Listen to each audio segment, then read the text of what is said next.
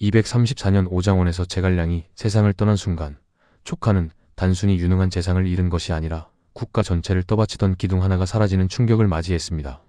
제갈량은 군사 전략가이자 최고 행정 책임자였고 동시에 촉한이 한실의 정통성을 계승하고 있다는 상징적 존재였습니다. 그의 부재는 곧 국가 정체성의 균열이자 체제 운영 방식을 근본적으로 재정의해야 한다는 과제를 촉한에 남겼습니다. 하지만 촉한의 붕괴는 일반적으로 알려진 것처럼 몇몇 개인의 무능이나 부패 때문만은 아니었습니다. 유선의 판단 부족, 황간 황후의 전행, 진지의 권력욕과 같은 개별적 문제들은 분명 작지 않은 영향을 미쳤지만 이들은 촉한이 이미 안고 있던 더 근본적인 구조적 문제들이 표면으로 드러난 결과에 가깝습니다. 제갈량 생전부터 이어져 온 인구 경제력의 절대적 열세, 지정학적 한계, 토착 세력과 외래 관료 집단 사이의 잠재적 갈등, 북벌이라는 이념과 ik주 보전이라는 현실 사이의 긴장은 이미 오랫동안 누적되어 있었습니다. 제갈량 사후 30년은 이 구조적 모순이 점진적으로 표면화되는 시간이었습니다. 장원과 비위가 이끈 과도기의 안정은 한편으로는 제갈량이 남긴 체제를 부드럽게 연착륙시키는 듯 보였지만 다른 한편으로는 촉한이 앞으로 어떤 전략을 선택해야 하는지에 대한 근본적 합의를 유보한 채 시간을 버티는 방식이기도 했습니다. 그러한 공백 상태에서 곽순의 암살 사건이 발생했고 이 우발적 사건은 국가의 전략 방향을 크게 뒤집는 결정적 분기점이 되었습니다. 이후 촉한은 강유가 주도하는 적극적 북벌 노선으로 급격히 기울었고 이미 한계에 이른 국력은 거듭된 군사 동원으로 극도로 소모되었습니다. 내부적으로는 황후와 진지 중심의 권력 구조가 형성되며 정치적 균형이 무너졌고 초주를 중심으로 한 패배주의가 지식인층과 관료 집단에 퍼지면서 한실 부흥이라는 국가적 목표는 점점 설득력을 잃어갔습니다. 결국 촉한의 멸망은 단순한 군사 패배가 아니라 전략적 선택의 실패, 정치적 균열, 경제적 취약성, 이념적 공동화가 누적되어 터진 시스템적 붕괴였습니다.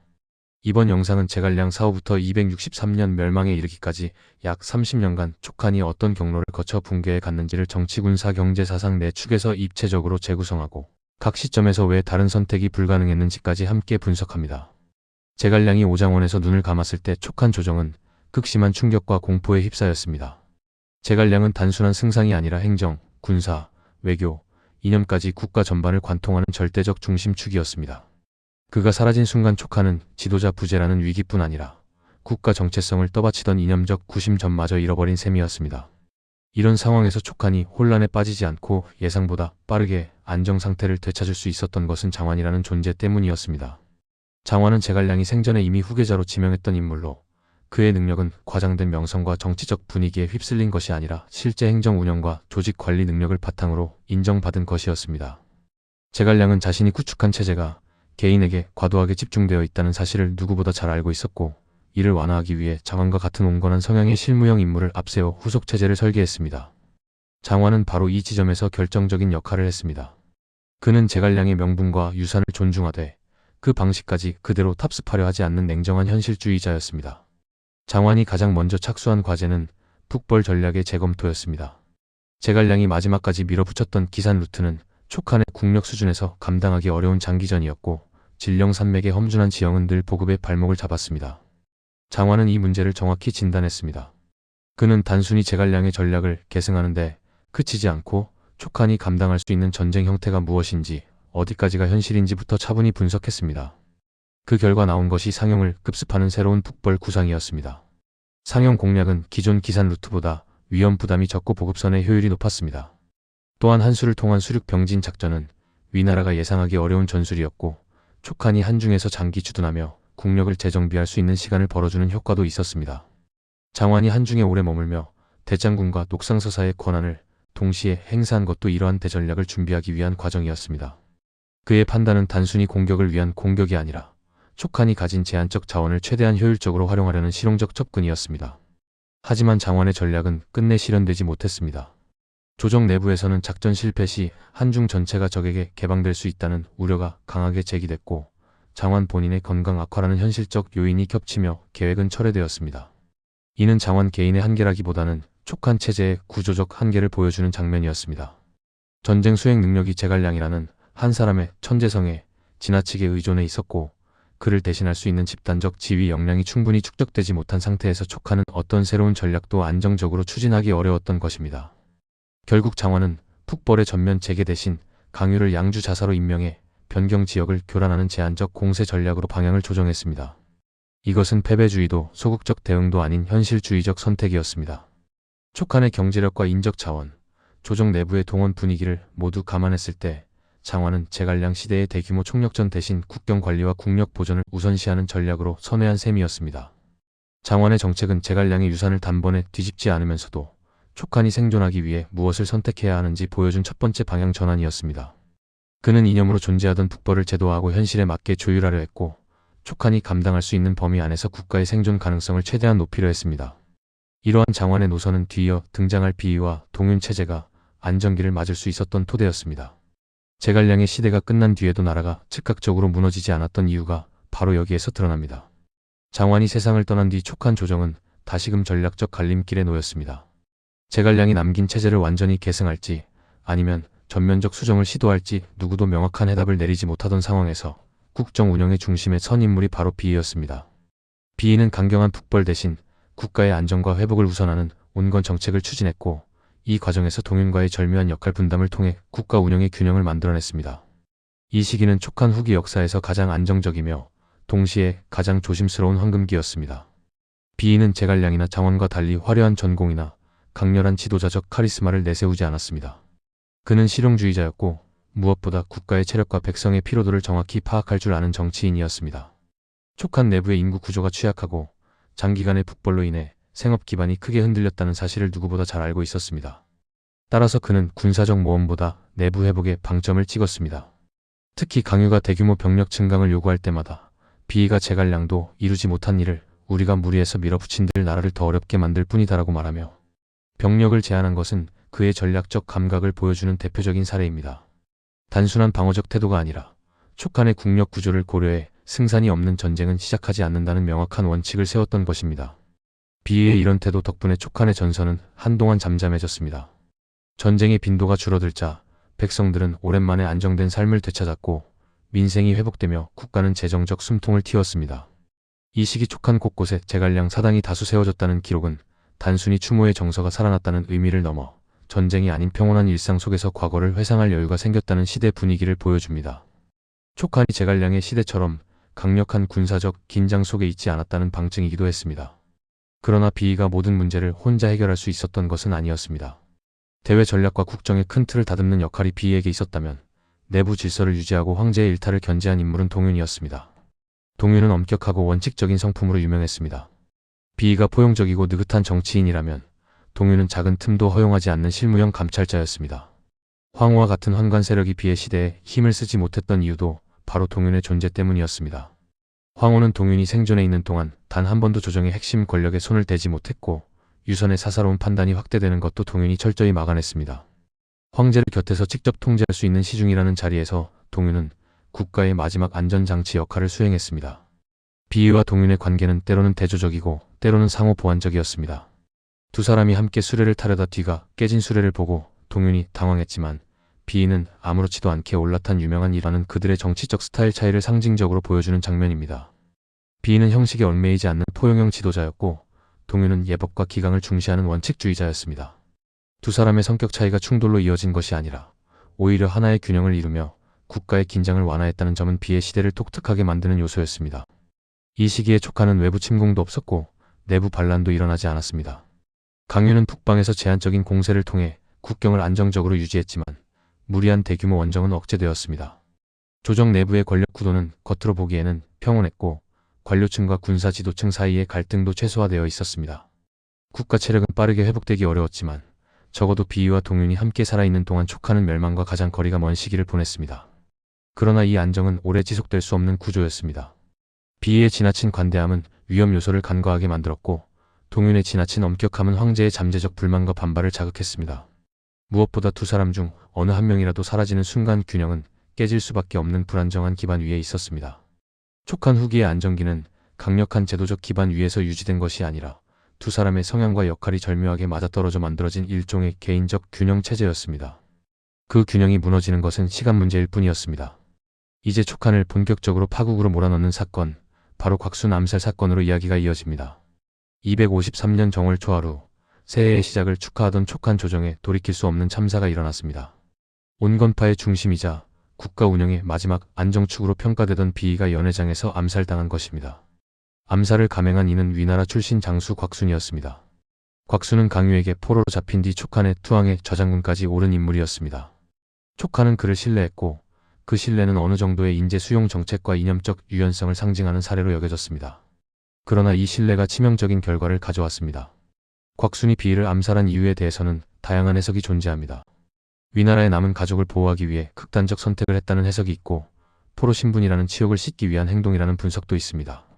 하지만 중요한 것은 그의 동기가 아니라 비위의 죽음이 촉한이라는 국가에 어떤 구조적 충격을 주었는가입니다.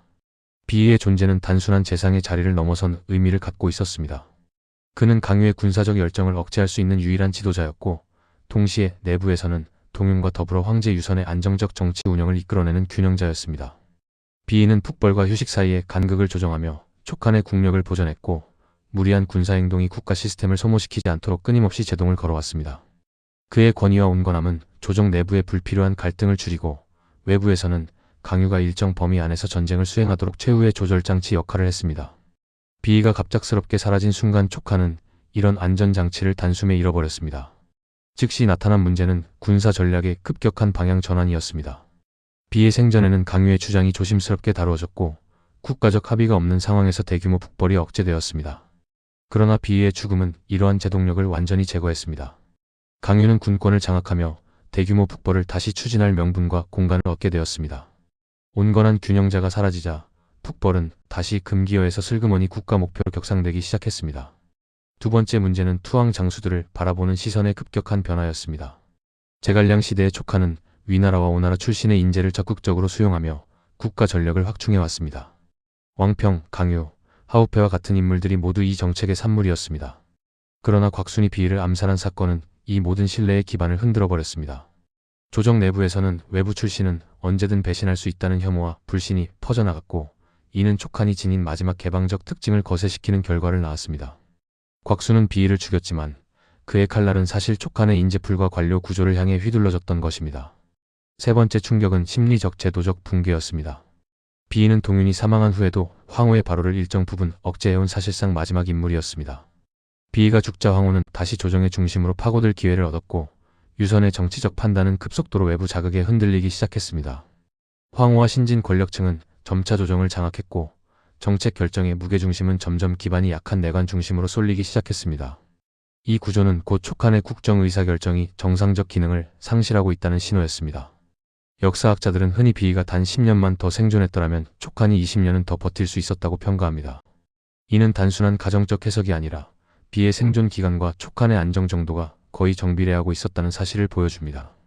비의 그 자체가 체제의 중심이자 완충 역할을 했기 때문에 그의 부재는 곧 촉한의 시스템 붕괴를 뜻했습니다. 곽순 암살 사건은 촉한이라는 국가가 운명을 스스로 통제할 수 있는 최소한의 조건을 상실하게 만든 결정적 분수령이었습니다. 이 사건 이후 촉한은 마치 경계가 사라진 듯 전략적 균형을 잃었습니다. 강유의 대규모 북벌이 이어지고 조정 내부의 갈등이 심화되며 황후와 진지 중심의 비합리적 권력 구조가 고착되기 시작했습니다. 촉한 멸망을 향한 시계는 이때부터 가속도를 붙였고 이후의 모든 사건은 이 구조적 붕괴가 표면화되는 과정에 불과했습니다. 비위가 암살된 253년은 촉한의 전략 지형이 완전히 바뀌는 해였습니다. 그동안 조심스럽게 억제되어 왔던 북벌 노선은 다시금 전면에 등장했고 그 중심에는 강유가 있었습니다. 강유는 제갈량이 남긴 마지막 군사 유산이자 북방 전략의 상징으로 여겨졌습니다. 그는 전투 기술과 지휘 능력에서 당시 촉한 최고 수준의 장수였고 실제로 여러 전장에서 뛰어난 전술 감각을 보여준 인물이었습니다. 그러나 그가 펼친 9차례의 북벌은 단기적으로 일부 성과를 거두었음에도 불구하고 촉한의 국력을 감당할 수 없는 방식으로 소모시켰고 결국 체제 붕괴를 가속화시키는 결과로 이어졌습니다. 강유의 전략은 제갈량의 북벌과 흔히 동일시되곤 하지만 실제로는 접근 방식과 목적이 분명히 달랐습니다. 제갈량이 국가 체력을 키우는 단계적 북진을 목표로 했다면 강유는 기동전 중심의 교란 전략을 택했습니다. 그는 강족, 저족 등 서북 지역의 이민족 세력과 연계하여 위나라 서부 변방을 지속적으로 흔들고 국경지대를 불안정하게 만드는 전략을 선호했습니다. 이는 지속적 전선 형성보다는 국지적 돌파와 기습, 적의 요충지 타격을 반복하는 방식이었고 단기 전투에서는 자주 전과를 올릴 수 있었습니다. 강유가 펼친 북벌의 가장 대표적인 성과는 255년 조수 전투였습니다. 당시 강유는 위나라 옹주자사 왕경을 상대해 대승을 거두었고 이 전투는 촉한 북벌 역사에서 가장 빛나는 승리로 기록됩니다. 그만큼 강유의 전술 감각과 지휘력 자체는 분명 높은 평가를 받을 만한 것이었습니다. 그러나 이러한 승리에도 불구하고 촉한이 전략적 우위를 확보하지 못했던 이유는 전쟁 목적과 국력 구조가 맞지 않았기 때문입니다. 강유의 북벌은 본질적으로 승리를 위한 승리, 즉 공격을 위한 공격으로 기울어지는 경향이 있었습니다. 전투에서 이기더라도 해당 지역을 장기 점령할 수 있는 병력과 물자가 부족해 결국 군량이 떨어지는 순간 철수해야 했습니다. 점령지 유지 능력이 없는 전쟁은 전술적 승리에도 불구하고 전략적 가치가 거의 없었고 시간과 체력만 소모해 촉한 전체의 국력 소비를 가속화했습니다. 강유가 장수들을 거의 강제로 대동에 출전했던 것도 이러한 구조적 부담을 반영합니다. 내부에서 반대 여론이 강해지는 상황에서 강유는 정치적 고립을 피하기 위해 조정 핵심 장수들을 전선으로 데려와 불만을 차단해야 했습니다. 강유 북벌의 또 다른 문제는 지휘관의 연속적 소모였습니다. 상용과 옹주에서 반복된 전투로 장옥과 같은 핵심 장수들이 전사했고 하우페 등 위나라 출신 인재들도 차례로 전장을 떠났습니다. 촉한의 인적 자원 기반은 애초부터 약했기 때문에 이러한 손실은 국가 전체의 전력 균형을 무너지게 만드는 치명적인 타격이었습니다. 군지휘 라인의 공백이 커질수록 강유 혼자서 전선을 유지해야 했고 이는 다시 무리한 군사행동을 강요받는 악순환을 낳았습니다. 강유의 북벌은 또한 위나라가 대응 전략을 발전시키는 결과를 가져왔습니다. 특히 등해의 등장은 강유에게 치명적이었습니다. 등해는 강유의 기동전 패턴을 탐지하고 언제나 강유가 진군하는 길목이나 후방 요충지를 선점해 보급선을 차단하는 방식으로 대응했습니다. 이 때문에 강유는 전술적으로 승리하더라도 전략적으로 성과를 얻기 어려웠고 점점 수세에 몰릴 수밖에 없었습니다. 강유의 북벌은 결국 대규모 전쟁을 감당할 능력이 없는 국가가 전술적 천재성에 의존해 버티려는 한계를 드러내는 사례였습니다.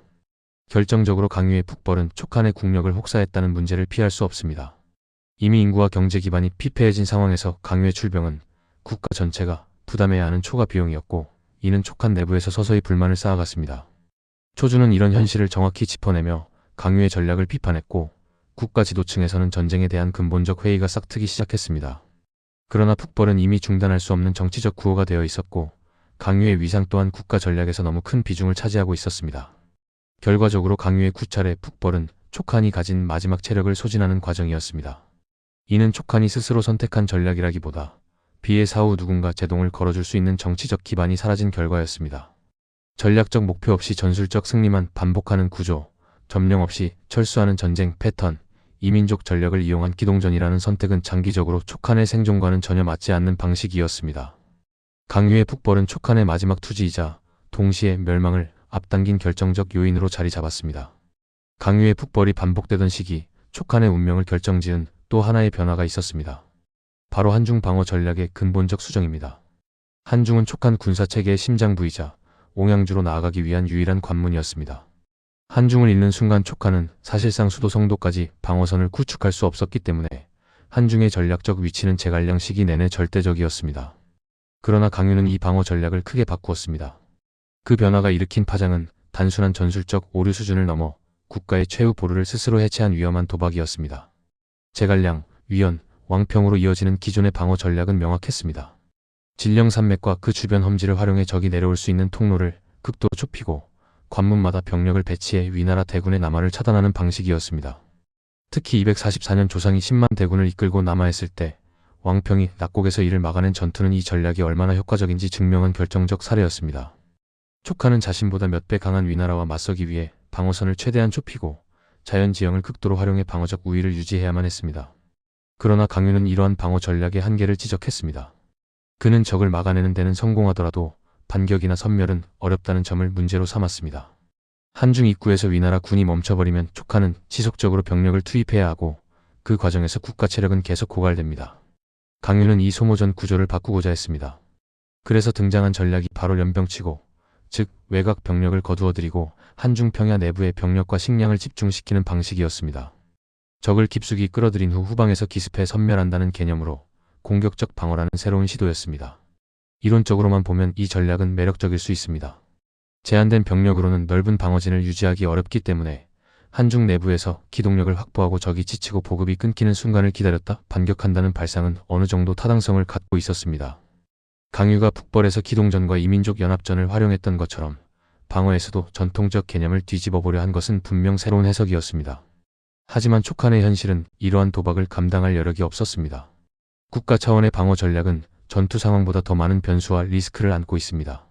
한중의 방어는 국가의 생존과 직결된 문제였기 때문에 실험적 전략이 허용되지 않는 영역이었습니다. 촉하는 위나라처럼 넓은 영토와 풍부한 병력을 가진 국가가 아니었고 방어선이 무너지면 그 즉시 수도가 노출되는 구조였습니다. 이런 환경에서 강유의 연병치곡 전략은 결국 기존 방어선을 스스로 해체하고 적군에게 길을 열어주는 결과로 이어졌습니다. 문제는 이 전략이 실제 상황에서 어떠한 결과를 낳았는지 가장 극적으로 드러난 사건이 바로 263년 위나라의 남하였습니다. 종해와 등해가 이끄는 대군이 한중으로 침공했을 때 기존처럼 험지를 활용해 관문을 철저히 지켰다면 최소 몇 달은 버틸 수 있었습니다.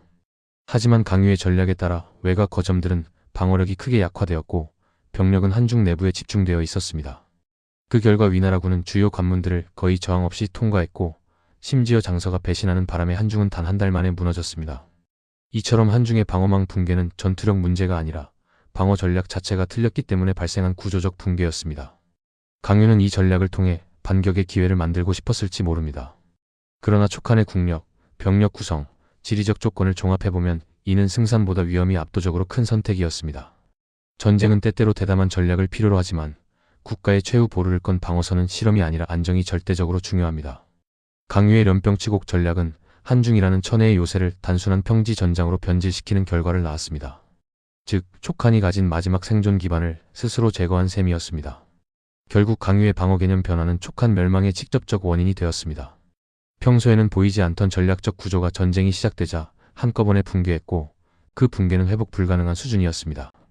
연병치곡은 북벌의 실패보다 훨씬 치명적이었고 촉한이 멸망을 향해 미끄러지듯 내려가게 만든 결정적 오류였습니다. 강유의 북벌이 장기화되고 한중 방어 전략까지 강유의 방식으로 재편되면서 촉한 내부에서는 점점 더 뚜렷한 긴장과 균열이 나타나기 시작했습니다. 촉한의 군사체계는 제갈량 시대 이후 늘 중앙에서 통제되고 조정의 합의 속에서 운영되는 구조였습니다. 그러나 비의의 죽음으로 온건파와 현실주의 세력이 사라지자 강유는 사실상 촉한 군사 전략의 모든 책임과 압력을 홀로 떠안게 되었습니다. 이러한 상황은 곧 군부 내부의 고립과 갈등을 불러왔고 강유는 정치적 군사적 균형을 잃은 채 점점 더 고독한 전쟁을 수행하게 되었습니다. 강유의 참모들이나 장수들 중에는 그의 전략에 동의하지 않는 이들이 많았습니다. 대표적으로 장익과 요하가 있습니다. 장익은 촉한 후기의 중요한 장수였으며 경험이 풍부한 실전형 지휘관이었습니다. 그는 북벌이 거듭될 때마다 강유와 공개적으로 충돌했습니다. 국가가 작고 백성이 피폐하다. 더 이상 군사를 일으켜서는 안 된다는 그의 말은 단순한 반대 의견을 넘어 당시 촉한 사회 전체의 한계와 백성들의 피로도를 대변하는 말이었습니다. 장익은 촉한의 남은 국력을 봤을 때 대규모 북진은 도저히 버틸 수 없는 전략이라고 확신하고 있었습니다. 요하 역시 노장으로서 강유의 전쟁 방식에 강한 의문을 제기했습니다. 그는 지모도 적보다 못하고 병력도 적보다 부족한데 끊임없이 공격하니 어찌 스스로 보전할 수 있겠는가라고 말하며 강유의 전략을 조목조목 비판했습니다. 강유의 북벌이 장기전으로 갈 경우 촉한은 감당할 수 없다는 사실을 정확히 꿰뚫고 있었던 것입니다. 요하의 이 발언은 군부 내에서 강유의 전략이 얼마나 비판받고 있었는지를 단적으로 보여줍니다. 문제는 강유가 이 비판을 진지하게 받아들일 수 없는 구조적 상황에 놓여 있었다는 점입니다. 만약 그가 북벌을 중단한다면 그는 제갈량의 계승자로서의 정통성과 자신의 정치적 존재 이유를 동시에 잃게 됩니다. 촉한은 제갈량 사후에도 한실 부흥을 국가 이념으로 내세우고 있었고 강유는 그 이념을 대표하는 유일한 실천자였습니다. 전쟁을 멈추는 순간 강유는 조정에서 설 자리가 없어지고 그동안 북벌을 통해 공고히 쌓아온 군부 기반 역시 흔들릴 수 있었습니다. 결국 강유는 계속해서 출정할 수밖에 없는 정치적 구조에 갇혀 있었습니다. 이런 배경 속에서 강유는 출병할 때마다 장익, 요하 같은 반대파 장수들을 억지로 대동했습니다. 이는 표면적으로는 그들의 군사적 경험을 활용하기 위한 조치처럼 보였지만 실제로는 정치적 견제를 차단하기 위한 행위였습니다. 반대파를 수도에 남겨두면 조정 내부에서 반대 여론을 형성하거나 강유의 전략을 무너뜨릴 수 있는 정치적 구심점이 될 가능성이 있었기 때문입니다. 강유는 자신에게 군사적 정통성이 있음을 끊임없이 입증해야 했고 이를 위해 반대하는 장수들을 전선으로 묶어두는 방법을 사용했습니다. 하지만 이러한 방식은 촉한 내부의 갈등을 더 심화시켰습니다. 장수들은 마음속으로는 강유의 전략이 무리라고 생각하면서도 강제로 전선에 끌려가 생명을 걸고 전쟁에 투입되는 상황을 맞이했습니다. 이는 장수 개개인의 전투 의지와 충성심을 약화시키는 요인이 되었고 촉한군 전체의 기강에도 부정적인 영향을 끼쳤습니다. 강유는 전선에서는 전술적 승리를 거두고 있었지만 내부에서는 정치적 적대감을 키우고 있었던 셈입니다. 더 큰 문제는 이러한 갈등이 군부만의 문제가 아니라 촉한 조정 전체의 분열로 이어졌다는 것입니다. 강유의 전쟁 지속에 반대하는 세력은 점점 초주와 같은 익주 토착 지식인들과 연결되었고, 이들이 국가의 현실을 강조하면서 패배주의적 분위기는 점차 확산되었습니다. 반면 강유를 지지하는 세력은 국가 이념과 북벌의 명분을 내세워 더 큰 갈등을 일으켰습니다. 촉하는 더 이상 하나의 방향으로 움직이는 조직이 아니었으며, 각 세력이 서로 다른 현실과 다른 생존 전략을 주장하는 상태로 나뉘고 있었습니다. 결국 강유의 고립은 단순히 개인의 정치적 운명이나 감정 문제를 넘어 촉한이라는 체제가 내부 결속을 유지하지 못한 상징적 장면이었습니다. 북벌을 멈출 수 없는 강유, 북벌을 감당할 수 없는 백성, 북벌을 반대하는 장수들, 그리고 모든 판단에서 흔들리던 조정은 점점 멸망을 향해 움직이고 있었습니다. 강유가 전장에서 승리를 거두면 거둘수록 국가의 체력은 빠르게 고갈되고 내부 갈등은 더 심하게 증폭되는 모순이 만들어진 것입니다. 촉한의 멸망을 이해하려면 먼저 이 나라의 경제적 몸체가 무엇으로 구성되어 있었는지 살펴봐야 합니다. 삼국시대 촉한은 영토 규모, 인구 구성, 자원 생산력 어디에서 보더라도 위나라와 오나라보다 압도적으로 열세였습니다. 국가의 힘은 결국 인구와 경제력에서 나오는 만큼 촉한은 애초부터 전쟁을 장기적으로 감당할 체력을 갖추지 못한 구조였습니다. 제갈량이 생전에 그토록 절약과 통제를 강조했던 이유도 바로 이 취약한 기반 때문이었습니다. 촉한 멸망 당시 공식적으로 기록된 호구는 약 28만 호, 인구는 94만 명이었습니다. 그러나 이 숫자조차 실제 상황을 제대로 반영하지 못합니다. 훨씬 많은 인구가 은닉되어 있었습니다. 호족들이 세금과 군역을 피하기 위해 가구를 신고하지 않았기 때문인데, 이 은닉 인구를 포함하면 실제 인구는 300만에서 400만 명 정도였을 것이라는 것이 학계의 대체적 견해입니다. 그러나 이 사실이 촉한의 경제력을 강하게 만들었다는 의미는 아니었습니다. 은닉 인구가 많다는 것은 중앙정부가 그만큼 통제력을 행사하지 못했다는 뜻이며, 실제 국가가 동원할 수 있는 인력과 재정은 공식 숫자에 가까울 수밖에 없었습니다. 이처럼 촉한의 인구 구조는 위나라 오나라와 비교하면 태생적 한계가 명확했습니다. 위나라는 황하 이북의 광대한 평야와 대규모 인구를 보유하고 있었고, 오나라도 장강 하류의 비옥한 지역을 기반으로 충분한 생산력을 갖추고 있었습니다. 반면 촉한은 사방이 산으로 둘러싸인 익주를 중심으로 구성된 좁은 경제권이며, 토지가 비옥하더라도 확장성이 매우 제한적이었습니다. 이런 조건에서 촉한은 규모의 경제를 이룰 수 없었고, 따라서 장기 총력전을 버티기엔 경제 구조가 지나치게 취약했습니다. 보다 심각한 문제는 촉한의 인력 배분 구조였습니다. 멸망 당시 공식 기록으로 병사가 10만 명, 관료가 4만 명이었습니다.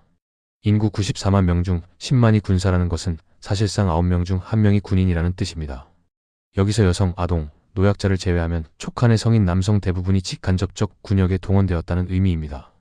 현대 기준으로 보아도 이런 수치는 국가 전체가 총동원 체제로 들어간 상태이며 오랜 기간 유지할 수 없는 구조입니다. 농업 생산력 자체가 병력 규모에 비례해 줄어들 수밖에 없었고, 따라서 군사 경제도 자연스럽게 압박을 받을 수밖에 없었습니다. 여기에 북벌이 반복되면서 촉한의 경제 체력은 더욱 빠르게 소모되었습니다. 전쟁은 항상 비용이 큽니다. 병력 동원, 식량 수송, 말과 장비 유지, 국경 방어 등 촉한의 국력이 감당하기 어려운 수준의 재정 지출이 이어졌습니다. 특히 제갈량 생전 5차 북벌과 강유의 9차 북벌이 촉한 경제를 두 번에 걸쳐 압박하면서 국가는 회복할 시간을 거의 갖지 못했습니다. 비위가 북벌을 중단하고 휴식 정책을 시행하자 단기간 안정이 찾아온 것도 이 때문입니다. 그러나 비위의 죽음 이후 북벌이 다시 반복되면서 촉한의 경제는 회복점을 다시 잃었고, 이를 보완할 정치적 여유도 없었습니다. 또한 지방 호족의 존재는 촉한 경제 운영에 있어 양날의 검이었습니다. 이들은 지역 생산력을 유지하는 데 중요한 역할을 했지만, 동시에 중앙정부의 통제를 회피하며 은닉 인구를 만들어냈습니다. 이는 국가가 동원 가능한 자원을 왜곡시켰고, 북벌이나 방어전 같은 대규모 군사행동을 계획할 때 단순히 숫자만으로는 판단할 수 없는 불안정을 만들어냈습니다. 중앙정부는 공식 숫자만 믿고 병력 동원 가능성을 계산했지만, 지방에서는 실제로 그 숫자를 감당할 능력이 없었습니다. 이러한 불일치는 강유 시대에 들어 더욱 심화되었고, 국가 운영 전반의 불균형을 초래했습니다. 결국 촉한의 경제적 인구적 구조는 전쟁을 지속하기에는 지나치게 가냘팠습니다. 겉으로는 군사와 관료 체계를 갖춘 국가였지만 실제로는 분배할 수 있는 자원이 제한돼 있었고, 이 제한된 자원 위에 북벌이라는 거대한 전략적 부담이 얹혀져 있었던 것입니다. 촉한이 멸망한 것은 전쟁에서 진 것이 아니라 전쟁을 오래 감당할 수 없는 국가 구조가 이미 내부에서 먼저 무너져 있었기 때문이었습니다. 이제 이러한 경제적 한계가 어떻게 촉한의 정치 시스템 붕괴와 이어졌는지 다음 단계의 문제인 정치 리더십의 소멸과 권력 균열로 이어집니다. 촉한의 경제 인구 기반이 약화되고 북벌의 부담이 커지던 상황에서 침묵 속에 진행된 또 하나의 문제는 바로 정치 리더십의 소멸이었습니다. 촉한은 제갈량 생전부터 중앙집권적 행정체계를 구축하고 있었지만 역설적이게도 그 체제는 제갈량 한 사람에게 지나치게 의존하는 형태였습니다. 제갈량의 죽음 이후 장원과 비애 등이 그 역할을 나름대로 이어가며 체제를 유지했지만 이들은 모두 제갈량의 유산을 임시적으로 지탱하는 임대형 지도자였을 뿐 장기적 정치 구도를 설계할 수 있는 권위나 세력을 갖추지 못했습니다. 따라서 비이의 죽음과 동윤의 부재는 촉한의 정치 구조 전체를 사실상 머리 없는 기구로 만들어버렸습니다. 이 공백을 가장 먼저 파고든 인물이 진지였고 그 뒤를 환관 황후가 뒤따랐습니다. 이 두 사람의 결합은 촉한 정치의 마지막 방어선이었던 균형 시스템마저 해체시키며 체제를 급속히 약화시켰습니다. 비의 사후 유선은 조정 안정화를 위해 진지를 중용했습니다. 비이가 생전 추천한 인물이었기 때문에 어느 정도 신뢰할 만하다고 판단했을 가능성이 큽니다. 그러나 진지는 비이나 장원과 달리 안정과 조절을 우선하는 정치인이 아니었습니다. 그는 권력의 중심부에 가까이 있고 싶어 했고 그 욕망을 채우기 위해 황후와의 결탁을 선택했습니다. 이 선택이야말로 촉한 정치 붕괴의 핵심이었습니다. 황후는 동윤이 생존하던 시절에는 조정에 거의 영향력을 행사할 수 없었습니다. 동윤은 엄격한 규율과 원칙으로 황후를 철저히 견제하며 황제 유선의 일탈을 막아냈습니다. 그러나 동윤이 죽자 그 자리를 채울 만한 인물이 없었습니다. 황제의 곁을 지키며 정보와 명령을 오가는 환관의 특성상 황후는 자연스럽게 황제의 눈과 귀를 장악하게 되었습니다. 문제는 유선이 국정 운영에 큰 관심이 없었다는 점이었습니다. 그는 제갈량 시절과 달리 자기 손으로 국정을 움직이려 하지 않았고 가까운 측근의 말을 그대로 믿는 경향이 강했습니다. 이 상황에서 진지와 황후는 서로에게 필요한 존재였습니다. 진지는 군사외교를 포함한 조정의 인사권과 정책 결정 과정에 영향력을 확보하고 싶었고 황후는 황제의 개인적 신뢰를 기반으로 실질적 권력을 행사하고 싶었습니다. 두 사람의 이해관계가 맞물린 순간 조정은 사실상 이들의 의중에 따라 움직였습니다. 이 삼각 구조의 가장 큰 문제는 국가 전략이 사라졌다는 점이었습니다. 진지는 겉으로는 강유의 북벌을 지지해 전쟁의 명분을 유지하려 했고 내부적으로는 황후와의 결탁을 통해 자신에게 유리한 인물들로 조정을 재편했습니다. 황후는 무당의 점괘와 개인적 감정에 따라 국정 판단을 왜곡했고 유선은 이러한 왜곡을 바로잡지 못한 채 점점 더 무력해져 갔습니다. 국가가 내리는 전략적 결단, 예를 들어 방어력 강화나 축성, 병력 재편 같은 중요한 사안들도 황후의 관계나 조정 내 파벌의 이해관계에 따라 뒤틀리기 일쑤였습니다. 이 구조적 붕괴를 보여주는 상징적인 장면은 바로 강유가 위나라 침공 조짐을 감지해 방비를 강화해야 한다고 상소했을 때 벌어졌습니다. 황후는 무당의 점괘를 들먹이며 적은 오지 않는다는 말로 유선을 안심시켰고 유선은 그것을 그대로 믿었습니다. 이는 촉한이 이미 사실 기반 정치를 상실하고 감정과 살풀이 중심의 정치로 퇴행했음을 의미했습니다. 군사적 위기가 예고되고 있음에도 조정은 아무런 대비를 하지 않았고 이는 위나라가 춘풍처럼 남아할 수 있었던 결정적인 배경이었습니다. 진지와 황후의 결탁은 외형적으로는 강유를 지지하는 것처럼 보였지만 실제로는 강유와도 충돌했습니다.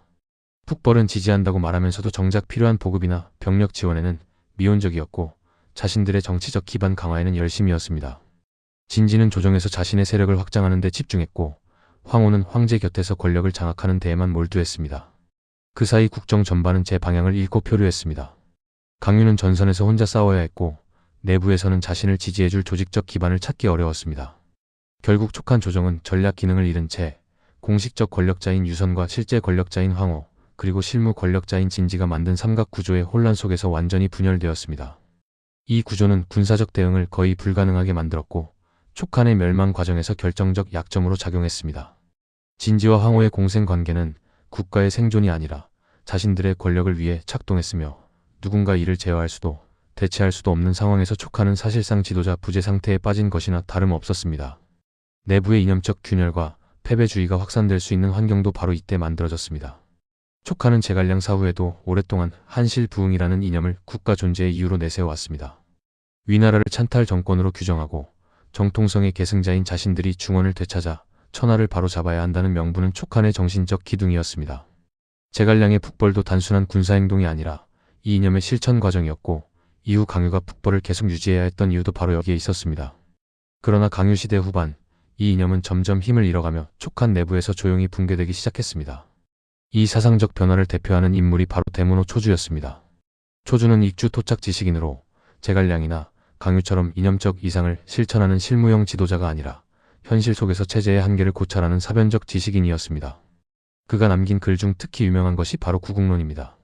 이 글은 표면적으로는 고현경이라는 벼슬아치와 보구자라는 초주 자신이 나누는 대화 형식으로 구성되어 있습니다. 겉보기에는 합리적 조언을 담고 있는 정책 제안서처럼 보이지만 실제로는 촉한의 국력과 전략을 뼈아프게 비판한 정치적 선언문에 가까웠습니다. 초주의 논지는 명확했습니다. 촉한은 잉여국, 즉 타국보다 작고 남은 자원으로 겨우 연명하는 나라에 불과하고 위나라는 건국의 의지가 강하며 새로운 질서를 세운 촉건국이라고 규정했습니다. 이런 상대적 차이를 고려하면 촉한이 위나라와 총력전을 벌여 승리를 거둘 가능성은 극히 낮다는 것입니다. 그는 작은 나라가 큰 나라를 이기려면 백성의 삶을 편안히 하고 때를 기다리는 것이 최선이라고 주장했습니다. 이는 강유가 반복적으로 행한 북벌과 정면으로 충돌하는 견해였습니다.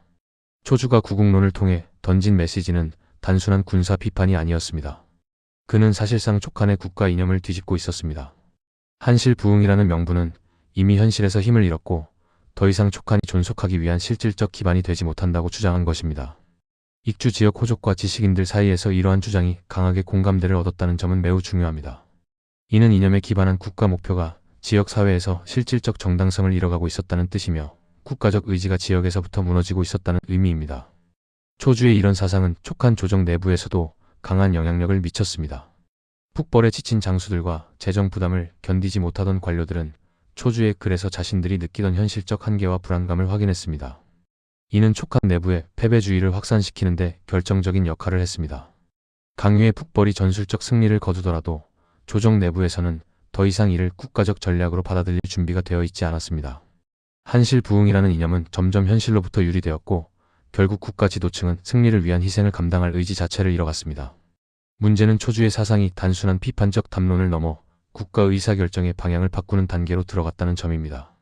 강유가 위나라의 위협을 경고하며 방비를 강화해야 한다고 강조했을 때 조정은 초주가 주장한 움직이지 말라는 논리를 정치적 편의에 따라 채택하기 시작했습니다. 황후와 진지 같은 권력자들에게 초주의 주장은 매우 매력적인 논리였습니다.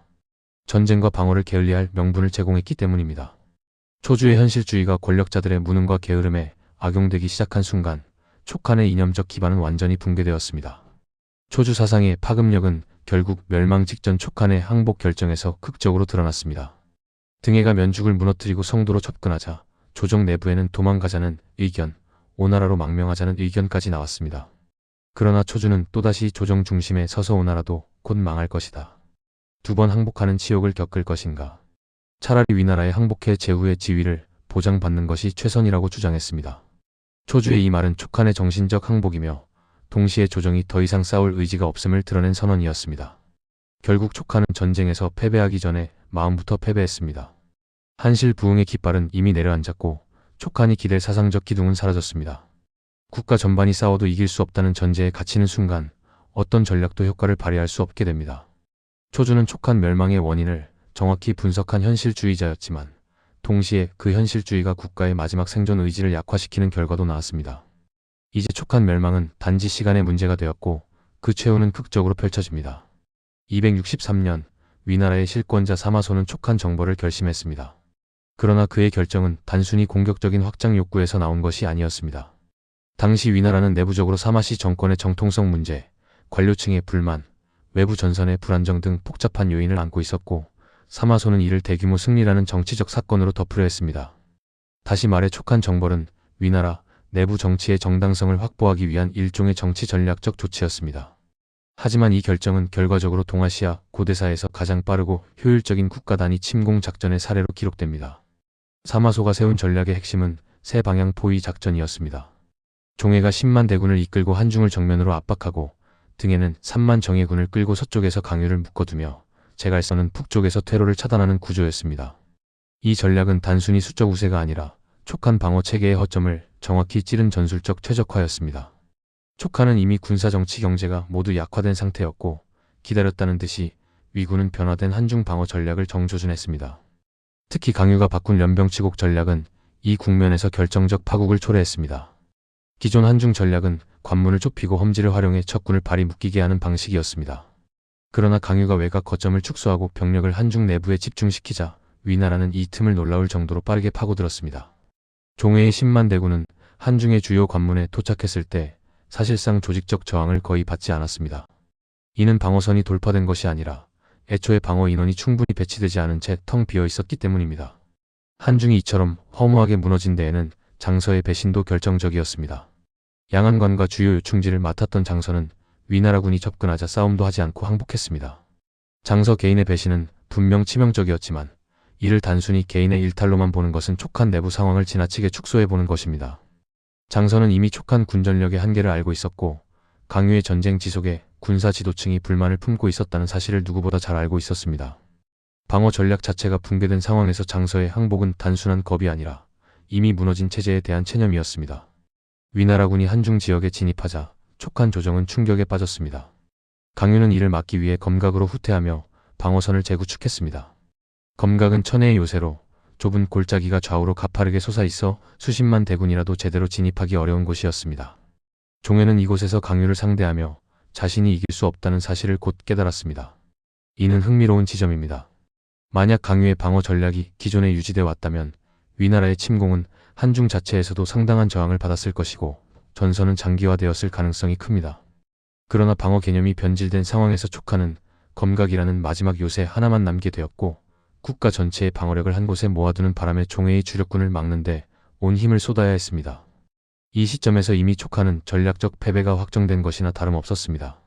수도 성도까지 연결되는 방어선이 사실상 사라졌고 전선 전체의 균형은 완전히 무너졌습니다. 위나라의 침공은 철저히 계산된 것이었고 촉하는 내부 갈등과 방어 전략 붕괴 그리고 정치적 혼란 속에서 제대로 대응할 체제조차 갖추고 있지 못했습니다. 적이 강해서 무너진 것이 아니라 방어 시스템이 사라진 자리에 적이 들어왔을 뿐이었습니다. 이제 본격적으로 전세를 뒤집는 위나라의 결정적 움직임, 등의 은평 돌파가 시작됩니다. 이 작전은 삼국사에서 가장 대담하고 전설적이며 동시에 촉한 멸망의 기점이 된 장면입니다. 검각에서 종해가 강유의 방어망에 막혀 전선이 교착되던 시점, 위나라군은 예상치 못한 새로운 돌파구를 열게 됩니다. 이 역사적 대전환의 중심에 선 인물이 바로 등해였습니다. 등해는 위나라 장수들 가운데서도 특히 기동전과 불규칙 전술을 선호하는 독특한 지휘관이었습니다. 그는 촉한이 지키는 전선의 취약함이 정면이 아니라 후방에 있음을 간파했고 이를 위해 누구도 상상하지 못했던 길을 선택했습니다. 바로 은평이라는 무인지대를 넘어 촉한의 심장부로 직공하는 초유의 우회 기동이었습니다. 은평은 당시 사람들에게조차 제대로 알려지지 않은 험로였습니다. 지도에도 제대로 표시되지 않았고 심지어 현지인들조차 길을 알고 있다고 장담하기 어려울 정도였습니다. 산세는 가파르고 수목이 빽빽했으며 기온 변화도 심해 장정이라도 쉽게 지치거나 길을 잃기 쉬운 곳이었습니다. 등에는 이런 곳을 대군이 아니라 소수 정예를 이끌고 돌파하는 작전으로 선택했습니다. 이는 상식적으로 판단한다면 전멸을 자초하는 무모함에 가까웠지만 기존의 방어체계를 순식간에 무력화할 수 있는 유일한 경로였습니다. 등해의 강행군은 단순히 험지를 돌파했다는 서술로는 부족합니다. 그 과정에서 병사들은 절벽을 밧줄로 타고 내려갔고 때로는 등에 본인이 몸을 돌돌 말아 언덕 아래로 굴러 내려가는 방식으로 길을 열었다는 기록도 전합니다. 도저히 길이라 부를 수 없는 산악지대에서 그는 나무를 베어 판자를 만들고 그 판자를 깔아가며 병사들을 이동시켰습니다. 수많은 병사가 추락해 목숨을 잃었고 굶주림과 추위로 쓰러지는 이들도 많았습니다. 그러나 등에는 포기하지 않았고 그의 극한 행군은 결국 촉한 방어체계의 가장 취약한 부분에 닿았습니다. 등해군이 강유관에 도달하자 촉한의 방어망은 충격적으로 무너졌습니다. 강유관의 수비대장 마막은 싸우기 전에 항복했습니다. 흔히 마막의 항복을 겁쟁이의 행동으로 기억하지만 이 결정은 촉한 내부 방어 시스템이 이미 내부에서부터 붕괴되고 있었음을 보여주는 중요한 장면입니다. 촉한은 강유가 검각에서 종해의 대군을 막고 있다는 사실에 집중한 나머지 수도 성도로 이어지는 후방 노선에 충분한 병력을 배치하지 못했습니다. 마막의 항복은 용기 부족을 넘어 체제 전체가 이미 항복할 준비가 되어 있었다는 상징과도 같았습니다. 등해가 강유관을 돌파하고 평지로 진입하자 상황은 걷잡을 수 없이 악화됐습니다. 촉한은 후방에서 적이 나타날 가능성을 거의 고려하지 않은 채 방어 전략 전부를 검각과 한중 일대에 집중시켜 놓았습니다. 수도로 접근할 후방 방어선이 없었기 때문에 등해군이 산을 넘어온 순간 전체 방어체계는 단절되고 말았습니다. 이때 촉한 조정은 당황했고 전선은 급속히 무너졌습니다. 등해가 성도로 향하는 동안 촉한군의 조직적 저항은 거의 발생하지 않았습니다. 이미 촉한의 군사와 관료는 반복된 전쟁과 내부 갈등으로 사기가 극도로 저하된 상태였습니다. 국가 의지가 무너진 곳에 전투 의지가 남아있을 리 없었습니다. 등해의 은평 돌파는 단순한 기습이나 기동 전술의 성공이 아니었습니다. 이는 촉한 체계 전체의 붕괴를 드러내는 상징적 사건이었습니다. 방어는 병력 배치가 아니라 체제의 지속성이 유지될 때 가능한데 촉한은 이미 정치, 이념, 경제, 군사 어느 분야에서도 그 지속성을 유지하지 못하고 있었습니다. 강유가 검각에서 아무리 완벽한 방어선을 구축해도 조정은 그 방어선에 합당한 지원을 하지 않았고 후방은 방치되었으며 장수들은 사기가 떨어져 있었습니다. 결국 등에는 촉한의 허리를 꿰뚫는 길을 열었던 것이 아니라 이미 무너져 있던 구조를 살짝 건드린 것 뿐이었습니다. 이제 촉한의 마지막 희망으로 등장하는 제갈첨이 어떤 선택을 했고 그 선택이 비극적 한계로 남게 되었는지 살펴보게 됩니다. 등의 군이 은평을 넘어 촉한 후방으로 침투하자 조정은 극도의 혼란에 빠졌습니다. 방어의 중심이었던 한중이 무너지고 검각의 강유가 적을 막고 있는 동안 수도성도는 실질적으로 무방비 상태였기 때문입니다. 이때 조정은 마지막 선택을 해야 했습니다. 바로 누가 촉한의 최후를 책임질 것인가라는 문제였습니다. 그 선택은 제갈량의 아들 제갈첨이었습니다. 제갈첨은 제갈량이라는 명장의 후손이자 촉한 지식인 사회가 부여한 상징적 기대의 중심에 있던 인물이었습니다. 조정은 이러한 상징성이 마지막 순간에 국민적 결속을 불러올 것이라 기대했을 가능성이 큽니다. 그러나 문제는 제갈첨이 실전 경험이 거의 없다는 점이었습니다. 그는 정치적 명망은 있었지만 군사적 역량을 검증받은 적은 없었고 촉한의 군사체계를 이끌었던 인물들과 비교하면 훈련된 지휘관이라 하기 어려웠습니다. 제갈첨이 전장에 나서기 전 참모 황숭은 그에게 중요한 조언을 남겼습니다. 적은 산을 넘으며 고생했으니 지쳐 있을 것이다. 반드시 험지를 이용해 싸우라는 조언이었습니다. 이는 당시 촉한의 상황을 정확히 파악한 조언이었습니다. 등의 군은 은평 돌파 과정에서 이미 병력의 상당 부분이 지쳤고 식량도 부족했으며 전투 준비도 완전하지 않았습니다. 즉 적이 가장 취약한 순간이었습니다. 그리고 그 취약함을 최대한 활용하려면 반드시 산악지형이나 협곡을 활용해야 했습니다. 그러나 제갈첨은 이 조언을 따르지 않았습니다. 그는 움직임을 주저하며 시간을 허비했고 결국 면죽이라는 평지에서 등의 군과 정면전을 벌였습니다. 이는 촉한에게 있어 최악의 선택이었습니다. 평지는 기동력과 사기가 높은 쪽이 우위에 서는 지형입니다. 반면 촉한군의 사기는 이미 떨어져 있었고 제갈첨 본인조차 군사적 자신감이 부족한 상태였습니다. 전투는 예상대로 촉한군의 참패로 끝났습니다. 제갈첨은 아들 제갈상과 함께 끝까지 싸웠지만 전세를 뒤집을 수 없는 상황에서 장렬히 전사했습니다. 제갈첨의 죽음은 표면적으로는 충성과 의리를 지킨 비극적 장면처럼 묘사되지만 역사적으로는 능력과 상징이 분리된 지도자의 한계를 보여주는 결정적 사건이었습니다. 제갈량의 명성은 촉한 사회 전반에 깊이 뿌리내린 신앙에 가까웠고 많은 이들이 그의 후계자를 통해 마지막 기적을 기대했습니다. 그러나 군사적 역량은 혈통으로 이어지지 않았습니다. 제갈첨은 뛰어난 지휘관이 아니었고 전쟁 경험도 부족했으며 조정과 군부의 분열을 통합할 정치적 힘도 없었습니다.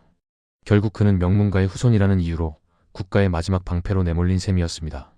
제갈첨의 패배는 촉한 멸망을 사실상 확정짓는 순간이었습니다. 면죽이 무너진 뒤 등의 군은 성도로 가는 길목에서 사실상 저항을 받지 않았습니다. 조정 내부에서도 더 이상 싸울 의지가 남아있지 않았습니다. 한때 강력한 전선이었던 촉한의 방어체계는 면죽 전투 이후 완전히 붕괴했고 강유가 아무리 검각에서 대군을 막고 있었어도 후방이 뚫린 이상 전황을 되돌릴 방법은 없었습니다. 제갈첨은 국가의 마지막 희망이 아니었습니다. 그는 촉한이 가진 마지막 상징이었고 그 상징이 무너지는 순간 촉한 사회 전체는 심리적 무게중심을 잃었습니다. 이 전투는 촉한이 더 이상 한실 부흥의 이상을 떠받칠 지도력을 갖고 있지 않다는 사실을 증명하는 장면이었고 국가 몰락의 최종 과정에서 상징적이면서도 구조적인 의미를 동시에 지닌 사건이었습니다. 그리고 곧이어 촉한은 최후의 결정에 직면합니다. 바로 초주가 나서 황제를 설득하고 유선이 항복이라는 선택을 내리는 순간입니다. 촉한의 멸망은 전쟁터에서가 아니라 조정 내부에서 조용히 결정되었습니다. 면죽 전투가 무너지고 제갈첨이 전사한 순간 촉한은 사실상 군사적 생존 가능성을 완전히 상실했습니다. 수도 성도까지 이어지는 방어선은 존재하지 않았고 강유는 검각에서 종해의 대군을 붙잡고 있었지만 후방이 뚫린 이상 더 이상 전황을 통제할 수 없었습니다. 소식을 들은 성도 조정은 공포와 혼란에 빠졌고 당장 어떤 결정을 내려야 하는지조차 판단할 수 없는 상태였습니다. 이때 조정 내부에서는 여러 의견이 오갔습니다. 남쪽으로 도망가자는 의견, 오나라로 망명하자는 의견, 혹은 일부 산악지대로 물러가 항전하자는 의견까지 등장했습니다. 그러나 이러한 논의들은 촉한이 이미 하나의 국가적 의지를 상실한 상태였음을 더욱 적나라하게 보여주는 장면이었습니다. 전쟁을 이어갈 힘이 없었던 것이 아니라 전쟁을 이어갈 마음과 명분이 이미 사라져 있었던 것입니다. 사실상 모든 판단은 두려움과 체념 속에서 이루어지고 있었습니다. 이 혼란의 한복판에서 조용히 앞으로 나선 인물이 바로 초주였습니다. 그는 이미 구국론에서 촉한의 현실을 정확히 분석하며 북벌의 무모함을 비판했고 국가가 생존하려면 무리한 전쟁이 아니라 안정과 수습이 필요하다고 주장해 온 인물이었습니다. 면죽이 무너진 뒤에도 그는 일관된 현실주의적 관점에서 조정의 의견을 제시했습니다. 단지 항복을 주장한 것이 아니라 왜 항복이 촉한에게 가장 합리적인 선택인가라는 점을 명료하게 설명했습니다. 초주는 조정에 이렇게 말했습니다. 오나라로 달아나면 결국 위나라에 다시 항복해야 할 것이다. 2번 항복하는 치욕을 겪을 것인가. 지금 위나라에 항복하면 패하는 토지를 받고 제후로 대우받을 수 있으며 나라와 백성은 큰 피해 없이 살아남을 수 있다. 이 말은 단순한 겁박이나 비겁한 조언이 아니라 당시 촉한이 처한 현실을 정면으로 인정한 정치적 판단이었습니다. 초주의 논리는 본질적으로 촉한이 더 이상 이념이나 이상을 추구할 상황이 아니라는 선언이었습니다. 한실 부흥은 이미 힘을 잃었고 민생은 회복 불가능한 상태였으며 군사력은 사실상 해체된 상태였습니다. 강유가 아무리 용맹하게 싸워도 조정은 그를 지원할 능력도 결의를 유지할 의지도 없었습니다. 초주는 이러한 조건을 냉정하게 해석했고 촉한이 취할 수 있는 최소 피해의 선택지를 제시했습니다. 결정적인 순간 유선은 초주의 조언을 받아들였습니다. 유선은 직접 자신을 결박하고 관을 실어 등에게 항복했습니다. 이는 단순한 항복 의례가 아니라 자신이 더 이상 국가를 지탱할 수 있는 지도자가 아님을 인정하는 행동이었습니다. 조정과 사회 전체가 이미 전의를 잃은 상태에서 유선은 그저 마지막 절차를 수행했을 뿐입니다. 촉한은 기적적 승리를 위한 마지막 발악도 하지 못한 채 너무도 조용하고 담담하게 역사 속으로 사라졌습니다. 성도의 항복은 촉한이라는 국가가 군사적, 정치적, 경제적 기능을 잃은 상태에서 국가의 최후를 스스로 결정할 능력조차 상실했음을 보여주는 장면이었습니다. 방어선이 무너져 항복한 것이 아니라 내부의 이념과 의지가 먼저 무너진 뒤 외부의 군사적 충격이 마지막 문을 열어버린 것입니다. 초주는 이 과정에서 항복을 주도한 지식인이 아니라 도저히 부정할 수 없는 현실을 받아들이도록 조정을 이끈 마지막 정치적 이성이었습니다. 이로써 촉한은 263년, 건국 42년 만에 역사의 무대에서 퇴장했습니다. 국가의 최후는 전장의 절규가 아니라 조정의 조용한 동의와 함께 이루어진 종말이었습니다. 이제 이 모든 과정을 종합하며 촉한 멸망의 구조적 원인을 분석하는 결론으로 이어집니다. 263년 촉한의 멸망은 등해의 기습이나 종해의 대군 돌파 같은 단일 사건에서 비롯된 것이 아니었습니다. 오히려 등해와 종해가 움직이기 훨씬 이전부터 촉한은 이미 붕괴 과정에 들어가 있었고 외부의 일격은 그저 마지막 문을 밀어젖히는 역할을 했을 뿐입니다. 촉한의 몰락은 여러 층위에서 동시에 진행된 복합적 현상이었으며 각각의 요인이 서로 맞물리며 국가체제를 내부에서부터 잠식해갔습니다. 이 결론에서는 그 구조적 원인을 3가지 핵심 범주로 정리해보겠습니다. 첫째, 촉한은 태생적으로 지정학적 한계라는 굴레 속에서 출발했습니다. 인구 규모는 위나라의 절반에도 미치지 못했고 넓은 영토를 가진 동호와 비교해도 국력 격차는 분명했습니다. 익주의 산악지대는 천혜의 방어 요충이 될 수 있었지만 동시에 경제적 자원을 제한하는 요인이기도 했습니다. 비옥한 평야가 적은 촉한에서 장기전은 애초부터 불가능에 가까웠습니다. 제갈량이 반복한 북벌은 전략적 명분은 있었지만 촉한의 경제력으로는 그 원대한 목표를 지탱할 수 있는 구조가 아니었습니다. 촉한의 국력은 북벌을 지속할 만큼 충분하지 않았고 그 부담은 결국 전체 체제를 서서히 쇠약하게 만들었습니다. 둘째, 촉한 내부의 정치적 균형이 완전히 무너졌습니다. 제갈량이 구축한 체제는 엄격한 행정과 강력한 중앙 집권이 핵심이었지만 그 체제는 제갈량 개인의 카리스마와 능력에 지나치게 의존하고 있었습니다. 장환, 비해, 동윤이 이 체제를 이어가며 어느 정도 안정성을 확보했지만 이들의 죽음 이후 조정은 빈자리를 제대로 메우지 못했습니다. 진지는 군권과 내정을 장악하며 황후와 결탁했고 유선은 이를 제어할 능력도 의지도 없었습니다. 이렇게 형성된 정치적 공생 구조는 국가 전략의 합리성을 지우고 정권 유지만을 우선하는 비정상적 권력 구조로 변질되었습니다. 이 과정에서 촉한은 국가적 위기를 극복할 통합된 리더십을 상실했습니다. 셋째, 이념적 기반의 붕괴가 촉한을 결정적으로 약화시켰습니다. 한실 부흥이라는 촉한의 존재 이유는 초주가 대도하는 시점부터 이미 힘을 잃고 있었습니다. 강유의 북벌이 반복될수록 백성들은 전쟁에 대한 피로감을 느꼈고 관료층은 국가적 목표를 공유할 의지를 상실했습니다. 초주의 구국론이 관료사회에서 크게 호응을 얻었다는 사실은 촉한의 정신적 기반이 이미 정권 내부에서부터 무너지고 있었다는 증거였습니다. 한 나라가 존재하려면 단지 군사력이나 영토보다 더 중요한 것은 구성원이 국가의 목적에 동의하고 그 목표를 위해 자신을 투입할 의지를 갖는 것입니다. 촉한은 바로 그 집단적 의지를 잃고 있었습니다. 여기에 더해 강유가 바꾼 연병치곡 전략은 기존 촉한 방어체계를 스스로 무너뜨리는 결과를 낳았습니다. 방어는 적을 막는 것이 아니라 전선을 유지하는 구조적 안정성이 있어야 가능한데 촉한은 북벌의 자원을 너무 많이 투입한 나머지 방어체제를 정상적으로 유지할 여력이 없었습니다. 결국 위나라가 대군을 이끌고 한중으로 진입했을 때 촉한은 실질적 방어를 하지도 못한 채 주요 거점이 연쇄적으로 붕괴해버렸습니다. 이는 외부의 공격이 너무 강했기 때문이 아니라 내부의 구조가 이미 비어 있었기 때문이었습니다. 마지막으로 전쟁이 터진 순간 촉한은 이미 싸울 의지를 잃고 있었습니다. 지도층은 방향성을 잃었고 군부는 장기전의 피로도가 극에 달해 있었으며 백성들은 전쟁에 대한 기대감을 상실했습니다. 촉한이 멸망한 것은 군사력의 부족 때문이 아니라 끝까지 싸우려는 마음이 사라졌기 때문이었습니다. 제갈량의 죽음 이후 30년 동안 촉한은 끊임없이 균형을 잃어갔습니다. 거대한 제국과 맞설 수 있었던 유일한 원동력이었던 이념적 결속이 무너진 순간 촉한은 더 이상 국가로서의 지속 가능성을 유지할 수 없었습니다. 결국 촉한의 멸망은 위나라의 침공으로 갑자기 찾아온 사건이 아니라 내부 붕괴가 외부 충격을 불러온 필연적 종착점이었습니다.